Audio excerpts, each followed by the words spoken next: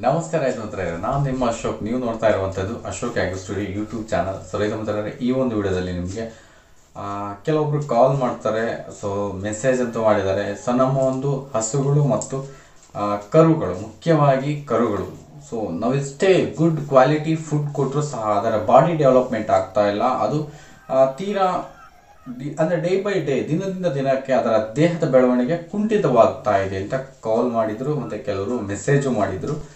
So ಯಾಕೆ ಹಸುಗಳು ಮತ್ತು ಕರುಗಳಲ್ಲಿ, ಮುಖ್ಯವಾಗಿ ಕರುಗಳ ಬಗ್ಗೆ ಕೇಳಿದರೆ, ಸೊ ಒಂದು ಚಿಕ್ಕ ಕರುಗಳಲ್ಲಿ ಬಾಡಿ ಡೆವಲಪ್ಮೆಂಟ್ ಆಗ್ತಾ ಇಲ್ಲ. ಸೊ ಬಾಡಿ ಡೆವಲಪ್ಮೆಂಟ್ ಆಗಬೇಕಾದ್ರೆ ಏನು ಮಾಡಬೇಕು, ಅದಕ್ಕೆ ಮುಖ್ಯ ಕಾರಣ ಏನು? ಸೊ ರೈತರಾದ ನಾವೇನು ಮಾಡಬೇಕು ಅಂದರೆ, ಮುಖ್ಯವಾಗಿ ಬಾಡಿ ಡೆವಲಪ್ಮೆಂಟ್ ಆಗ್ತಾ ಇಲ್ಲ ಕರುಗಳಲ್ಲಿ ಅಂತ ಅಂದರೆ ಏನು ಪ್ರಾಬ್ಲಮ್ ಏನಿದೆ, ಯಾಕೆ ಆಗ್ತಾ ಇಲ್ಲ? ನೀನು ಕೊಡ್ತಾ ಇರೋ ಫುಡ್ಡು ಕ್ವಾಲಿಟಿ ಇದ್ರೂ ಸಹ, ಅದು ಎಷ್ಟೇ ಉತ್ತಮ ಪೋಷಕಾಂಶಗಳನ್ನು ಕೊಟ್ಟರೂ ಸಹ ಅದು ಬಾಡಿ ಡೆವಲಪ್ ಆಗ್ತಾ ಇಲ್ಲ ಅಂದರೆ ಕಾರಣ ಏನು, ಯಾಕೆ ಅನ್ನೋದನ್ನು ನೀವು ಖಂಡಿತ ಆಲೋಚನೆ ಮಾಡಲೇಬೇಕಾಗುತ್ತೆ. ಸೊ ಈ ಒಂದು ವಿಡಿಯೋದಲ್ಲಿ ನಿಮಗೆ ರಾಸುಗಳಲ್ಲಿ, ಹಸುಗಳಾಗ್ಬೋದು, ಕರುಗಳಾಗ್ಬೋದು, ಸೊ ತೀರಾ ಬಡಕಲಾಗ್ತಿದೆ, ಅಂದರೆ ಆ ದೇಹದ ಒಂದು ನಿರ್ವಹಣೆ ಸಹ ಮಾಡ್ಕೊಳ್ಳೋಕ್ಕಾಗದೆ, ಸೊ ಎಷ್ಟೇ ಆಹಾರ ತಿಂದರೂ ಸಹ ಉತ್ತಮ ದೇಹ ನಿರ್ವಹಣೆ ಆಗದೆ, ದೇಹ ಬೆಳವಣಿಗೆ ಆಗದೆ ಕುಂಠಿತ ಹೋಗ್ತಾ ಇದೆ. ಮತ್ತು ಹಾಲು ಕೊಡ್ತಕ್ಕಂಥ ರಾಸುಗಳಲ್ಲಿ ಹಾಲಿನ ಪ್ರಮಾಣ ಕಡಿಮೆ ಆಗ್ಬೋದು, ಅದರಲ್ಲೂ ಮುಖ್ಯವಾಗಿ ಕರುಗಳಲ್ಲಿ. ಸೊ ಹುಟ್ಟಬೇಕಾದ್ರೆ ಕರುಗಳು ತುಂಬ ಸದೃಢವಾಗಿ ಹುಟ್ಟುತ್ತವೆ, ಸೊ ನೋಡ್ಲಿಕ್ಕೆ ತುಂಬ ಸುಂದರವಾಗಿ ಕಾಣ್ತವೆ. ಸೊ ದಿನೇ ದಿನೇ ಕಳೀತಾ ಅದರ ದೇಹ ಅನ್ನೋದು ಕೃಶವಾಗುತ್ತೆ. ಕೃಶ ಮೀನ್ಸ್ ಡೌನ್ ಆಗುತ್ತೆ. ಆ ಒಂದು ಮಾಂಸಖಂಡಗಳು ಕರಗಿ ಅಂದರೆ ಬೋನ್ಸ್, ಆ ಒಂದು ಎಲುಬುಗಳ ಮೇಲೆ ನಿಲ್ಲುವಂತಹ ಕೆಲವು ಕರುಗಳಾಗಿ ಅವು ಪರಿಣಮಿಸ್ತವೆ, ಮಾರ್ಪಾಡಾಗ್ತವೆ. ಯಾಕೆ? ಸೊ ಅದನ್ನು ಈ ವಿಡಿಯೋದಲ್ಲಿ ಹೇಳ್ತೀನಿ. ಅದಕ್ಕೆ ಏನು ಮೆಡಿಸಿನ್ಸ್ ಇದೆ, ಸೊ ಯಾವ ರೀತಿ ನಾವು ಅವುಗಳನ್ನು ಒಳ್ಳೆ ರಾಸುಗಳನ್ನಾಗಿ ಯಾವ ರೀತಿ ಸಿದ್ಧಪಡಿಸ್ಕೋಬೋದು, ಒಳ್ಳೆ ಬಾಡಿ ಡೆವಲಪ್ಮೆಂಟ್ ಮಾಡ್ಕೋಬೇಕಾದ್ರೆ ನಾವೇನು ಮಾಡಬೇಕು, ಸೊ ಇದನ್ನೆಲ್ಲ ಟೋಟಲ್ ಆಗಿ ನಿಮ್ಗೆ ಈ ವಿಡಿಯೋದಲ್ಲಿ ಹೇಳ್ತೀನಿ. ಮುಖ್ಯವಾಗಿ ಯಾರೆಲ್ಲ ನಮ್ಮ ವಿಡಿಯೋಗಳನ್ನು ಹೊಸದಾಗಿ ವಾಚ್ ಮಾಡ್ತಾ ಇದ್ರೆ ಖಂಡಿತ ನಮ್ಮ ವಿಡಿಯೋಗಳನ್ನು ಲೈಕ್ ಮಾಡಿ, ಸಬ್ಸ್ಕ್ರೈಬ್ ಮಾಡ್ಕೊಳ್ಳಿ, ಹಾಗೇನೆ ಇತರರಿಗೂ ಶೇರ್ ಮಾಡ್ಕೊಳ್ಳಿ. ಸೊ ಖಂಡಿತ ಲೈಕ್ ಅಂತೂ ಮಾಡಿ. ಐ ರಿಕ್ವೆಸ್ಟ್ ನಿಮ್ಮೆಲ್ಲರಲ್ಲೂ ನಾನು ಕೇಳ್ಕೊಳ್ಳೋದು, ವಿಡಿಯೋಗಳನ್ನು ಲೈಕ್ ಮಾಡ್ತಾ ಹೋಗಿ. ಸಪೋರ್ಟಿಂಗ್ ಅನ್ನೋದು ಇರುತ್ತೆ. ಈ ಸಪೋರ್ಟಿಂಗ್ ಇದ್ದರೆ ನೆಕ್ಸ್ಟ್ ಮುಂದೆ ಬರುವ ಪ್ರತಿ ವಿಡಿಯೋಗಳನ್ನು ಒಳ್ಳೆ ಉತ್ಸಾಹದಿಂದ ಮಾಡಲಿಕ್ಕೆ ಒಳ್ಳೊಳ್ಳೆ ಇದ್ದರೆ ಯಾರ್ಯಾರು ಕಮೆಂಟ್ ಮಾಡ್ತಾರೆ ಅವುಗಳಲ್ಲಿ ಆ ಒಂದು ಟಾಪಿಕ್ಸನ್ನು ಆಯ್ಕೆ ಮಾಡಿಕೊಂಡು ಅದಕ್ಕೆ ಸಂಬಂಧಪಟ್ಟಂಥ ವಿಡಿಯೋಗಳನ್ನು ನಿಮಗೆ ತಿಳಿಸ್ಲಿಕ್ಕೆ ಖಂಡಿತ ಒಳ್ಳೆ ಎನರ್ಜಿ ಅಂತೂ ಇರುತ್ತೆ ನೀವು ಲೈಕ್ ಮಾಡಿದಾಗ. ಓಕೆ, ವಿಡಿಯೋನ ತಡ ಮಾಡ್ದಲೆ ಸ್ಟಾರ್ಟ್ ಅಂತೂ ಮಾಡ್ತೀನಿ. ಓಕೆ, ಯಾಕೆ ಕರುಗಳು ಬಾಡಿ ಡೆವಲಪ್ಮೆಂಟ್ ಆಗ್ದಲೇ ಕೃಶವಾಗುತ್ತೆ, ದೇಹ ಅನ್ನೋದು ಕೃಶವಾಗ್ತಾ ಹೋಗ್ತದೆ, ಸಣಕಲಾಗಿ ಹೋಗುತ್ತೆ?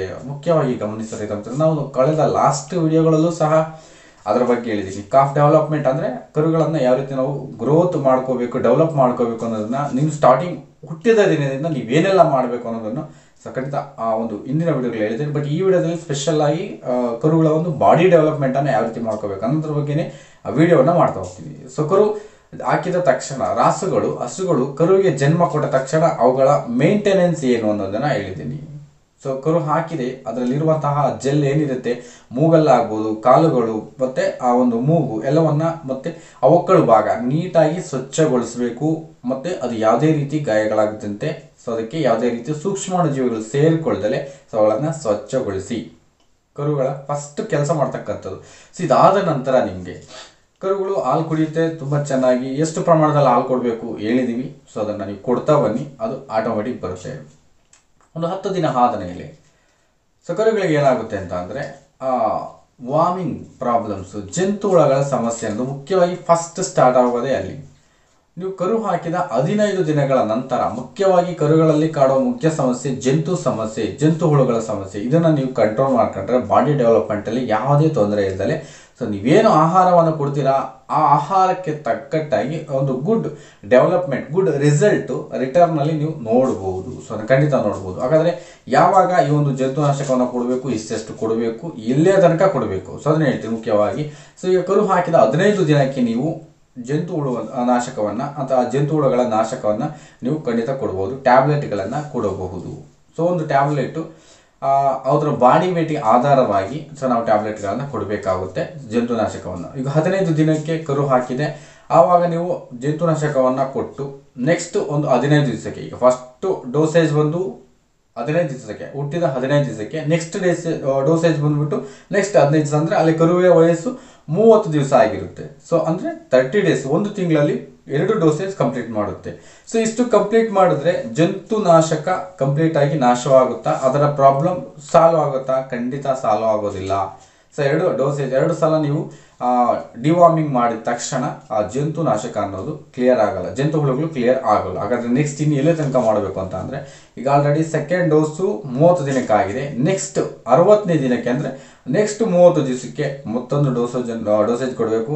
ಅದಾದ ನಂತರ ಮತ್ತೊಂದು 30 ದಿವಸಕ್ಕೆ ಅಂದರೆ ಕರುವಿನ ವಯಸ್ಸು 90 ದಿನ ಬಂದ ಮೇಲೆ ನೆಕ್ಸ್ಟ್ 4ನೇ ಡೋಸೇಜ್ ಕೊಡಬೇಕು. ಸೊ ಈ ರೀತಿಯಾಗಿ ನೀವು ಟೋಟಲಿ 6 ತಿಂಗಳು ತುಂಬುವ ತನಕ ಕರುಗಳಿಗೆ ಡಿವಾರ್ಮಿಂಗ್ ಮಾಡ್ತಾ ಬಂದರೆ, 6 ತಿಂಗಳು ತುಂಬುವ ತನಕ ಮಾಡ್ತಾ ಬಂದರೆ ಖಂಡಿತ ನೀವೇನು ಫುಡ್ಡನ್ನು ಕರುಗಳಿಗೆ ಕೊಡ್ತೀರಾ ಆ ಫುಡ್ಡು ಎಷ್ಟು ಕ್ವಾಲಿಟಿ ಆಗಿರುತ್ತೆ ಅಷ್ಟು ರಿಸಲ್ಟನ್ನು ನೀವು ಖಂಡಿತ ಆ ದೇಹದ ಬೆಳವಣಿಗೆಯಲ್ಲಿ ನೋಡಬಹುದು. ನೀವು ಖಂಡಿತ ನೋಡ್ತೀರಾ. ಸೊ ಇಷ್ಟನ್ನು ಮಾಡಿದ್ರೆ 1 ಅಥವಾ 2 ಡೋಸೇಜನ್ನು ಕೊಟ್ಬಿಟ್ಟು ನಾನು ಡಿವಾರ್ಮಿಂಗ್ ಆಗಿದೆ, ಸೊ ನೆಕ್ಸ್ಟ್ ಏನು ವಾರ್ಮಿಂಗ್ ಪ್ರಾಬ್ಲಮ್ಸ್ ಇರೋಲ್ಲ, ಜಂತುಹುಳುಗಳ ಸಮಸ್ಯೆ ಇರೋಲ್ಲ ಅಂತ ನೀವು ಪರಿಗಣಿಸೋದು ತಪ್ಪು. ಖಂಡಿತ 6 ತಿಂಗಳ ತನಕ ಅದನ್ನು ನೋಡ್ಕೋಬೇಕು. ಅಂದರೆ ಖಂಡಿತ ಅಷ್ಟು ಡೋಸೇಜ್ಗಳನ್ನು ತಿಂಗಳ ಪ್ರತಿ 3 ದಿನಕ್ಕೊಮ್ಮೆ ನೀವು ಆ ಡೋಸೇಜನ್ನು ಕೊಡ್ತಾ ಹೋದರೆ ದೇಹದ ಬೆಳವಣಿಗೆಯಲ್ಲಿ ಯಾವುದೇ ಒಂದು ತೊಂದರೆ ಇಲ್ಲದೆ ಸೊ ಖಂಡಿತ ಅದು ಬೆಳವಣಿಗೆ ಆಗುತ್ತೆ.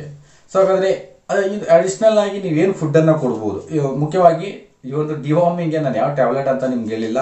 ಆಲ್ಬೆಂಡಜೋಲ್ ಅಥವಾ ಫೆನ್ಬೆಂಡಜೋಲ್ ಟ್ಯಾಬ್ಲೆಟ್ಗಳು ನಿಮಗೆ ಉಚಿತವಾಗಿ ಸಿಗುತ್ತೆ. ನೀವು ಉಚಿತವಾಗಿಯೇ ನಿಮ್ಮ ಒಂದು ಸರ್ಕಾರಿ ಪಶು ಆಸ್ಪತ್ರೆಗಳಲ್ಲಿ ಕೇಳಿದ್ರೆ ಅವರೇ ಕೊಡ್ತಾರೆ. ನೀವು ಕೇಳಬೇಕಷ್ಟೇ, ನೀವು ಕೇಳಿದ್ರೆ ಕೊಡ್ತಾರೆ. ಫ್ರೀಯಾಗಿ ತಂದಾಕ್ಬೋದು. ಸಾಕು, ನಿಮ್ಗೆ ಅದು ತುಂಬಾ ಇದಾಗ್ಬಿಡುತ್ತೆ. ಆ ಒಂದು ಟ್ಯಾಬ್ಲೆಟ್ಸೇ ನಿಮಗೆ ಎಫೆಕ್ಟಿವ್ ಆಗಿ ವರ್ಕ್ ಮಾಡುತ್ತೆ, ತೊಂದರೆ ಇಲ್ಲ. ಫೆನ್ಬೆಂಡಜೋಲ್ ಆಗ್ಬೋದು, ಆಲ್ಬೆಂಡಜೋಲ್ ಆಗ್ಬೋದು. ಅಂದರೆ ಒಂದ್ಸಲ ಫೆನ್ಬೆಂಡಜೋಲ್ ಹಾಕಿ, ನೆಕ್ಸ್ಟ್ ಒಂದ್ಸಲ ಆಲ್ಬೆಂಡಜೋಲ್ ಹಾಕಿ, ನೆಕ್ಸ್ಟ್ ಒಂದ್ಸಲ ಫೆನ್ಬೆಂಡಜೋಲ್, ನೆಕ್ಸ್ಟ್ ಒಂದ್ಸಲ ಆಲ್ಬೆಂಡಜೋಲ್. ಈ ರೀತಿ ಆ ಡೋಸ್ ಚೇಂಜ್ ಮಾಡ್ತಾ ಹೋದರೆ ಖಂಡಿತ ವಾರ್ಮಿಂಗ್ಸ್ ಪ್ರಾಬ್ಲಮ್ಸ್ ಅಂದರೆ ಜಂತುಹುಳುಗಳ ಸಮಸ್ಯೆ ಅನ್ನೋದು ಖಂಡಿತ ಬರೋಲ್ಲ ಕರುಗಳಲ್ಲಿ.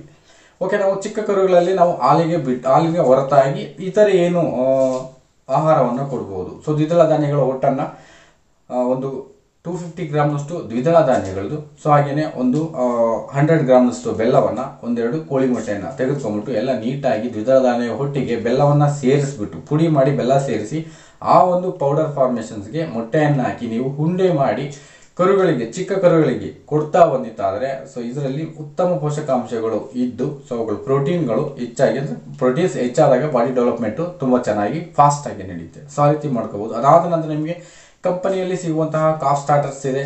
ಸೊ ಕರುಗಳಿಗೆ ಸಿದ್ಧಪಡಿಸಿದಂತಹ ಒಂದು ಸ್ಟಾರ್ಟರ್ಸ್ ಇದೆ. ನಾವು ಅದನ್ನೇ ತಂದಾಕ್ತೀವಿ. ಈ ರೀತಿ ನಾವು ಮ್ಯಾನ್ಯುಯಲ್ ಆಗಿ ಮಾಡ್ಕೊಳ್ಳೋದಕ್ಕಿಂತ ನಾವು ಅಲ್ಲೇ ತರ್ತೀವಿ ಅಂದರೆ ಓಕೆ, ನಿಮ್ಮ ಚಾಯ್ಸು, ನೀವೇನಾದರೂ ಮಾಡ್ಬೋದು. ಆ ರೀತಿ ಆದರೂ ನೀವು ಓನಾಗಿ ಮಾಡ್ಕೊಳ್ಳೋದಾದರೆ ಮಾಡ್ಕೊಳ್ಳಿ, ಇಲ್ಲ ಅಂತಂದರೆ ತಂದು ಕಾಫ್ ಸ್ಟಾರ್ಟರ್ ಕೊಡಬಹುದು. ಸೊ ಈ ರೀತಿಯಾಗಿ ಕೊಟ್ಟಿದ್ದಾದರೆ ನಿಮ್ಮ ಒಂದು ಕರುಗಳ ಬಾಡಿ ಡೆವಲಪ್ಮೆಂಟು ಖಂಡಿತ ಆಗುತ್ತೆ. ಸಣಕಲು ದೇಹವನ್ನು ಹೊರತುಪಡಿಸಿ ಉತ್ತಮ ದೇಹದ ಮೈಕಟ್ಟನ್ನು ನೀವು ಹೊಂದಬಹುದು, ನಿಮ್ಮ ರಾಸುಗಳಿಗೆ ನೀವು ಕೊಡಬಹುದು. ಸೊ ಆ ರೀತಿಯಾಗಿ ಮಾಡಿಕೊಂಡು ಇವತ್ತಿನ ಕರುಗಳೇ ಮುಂದಿನ ಉತ್ತಮ ಜಾನುವಾರುಗಳು, ಉತ್ತಮ ರಾಸುಗಳಾಗಿ ಮಾರ್ಪಡಿಸ್ಕೋಬೇಕು. ಕರುಗಳಾಗಿ ನಾವು ಬೆಳೆಸ್ಕೊಂಡಿದ್ದೆ ಈ ಕರುಗಳ ಬಿಸ್ನೆಸ್ಸೇ ಒಂದು ದೊಡ್ಡ ಒಂದು ಬಿಸ್ನೆಸ್ ಆಗಿ ಮಾರ್ಪಾಡಾಗಿದೆ ಇವತ್ತು. ಸೊ ಯಾವ ರೀತಿ ಕರುಗಳಲ್ಲಿ ನಾವು ಅತಿ ಹೆಚ್ಚು ಲಾಭವನ್ನು ಪಡ್ಕೋಬಹುದು, ಅತಿ ಹೆಚ್ಚು ಅಂದರೆ ಹಾಲನ್ನು ಕರೆದು ನಾವು ಡೈರಿ ಕೊಟ್ಟು ಸಂಪಾದಿಸುವ ಹಣಕ್ಕಿಂತ ಡಬಲ್ ಆಗಿ ನಾವು ಕರುಗಳನ್ನು ಬೆಳೆಸಿ ಅವುಗಳ ಒಂದು ಮಾರಾಟದಿಂದ ಅತಿ ಹೆಚ್ಚು ಲಾಭವನ್ನು ಪಡ್ಕೊಳ್ತಾ ಇದ್ದಾರೆ ಇವತ್ತಿನ ರೈತರು. ಕೆಲವೊಬ್ಬ ಬುದ್ಧಿವಂತ ರೈತರುಗಳು ಖಂಡಿತ ಅದು ತುಂಬಾ ಉತ್ತಮವಾದಂತಹ ದಾರಿ. ಅದು ಹೇಗೆ ಏನು ಅನ್ನೋದು ಸಹ ನಾನು ನೆಕ್ಸ್ಟ್ ಒಂದು ವಿಡಿಯೋದಲ್ಲಿ ಹೇಳ್ತಾ ಹೋಗ್ತೀನಿ.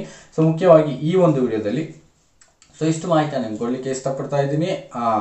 ಆ ಒಂದು ಮಾಹಿತಿಯನ್ನು ಪಡ್ಕೊಂಡಿರೋ ನಿಮ್ಗೆ ಏನಾದರೂ ಇಷ್ಟ, ಇದು ಓಕೆ, ನಮಗಿದು ಲೈಕ್ ಆಯಿತು ಅನ್ಸೋದ್ರೆ ಖಂಡಿತ ಲೈಕ್ ಅಂತೂ ಮಾಡಿ ಅಂತ ಹೇಳ್ತಾ ನಮಸ್ಕಾರಗಳೊಂದಿಗೆ ನಾನು ನಿಮ್ಮ ಅಶೋಕ್.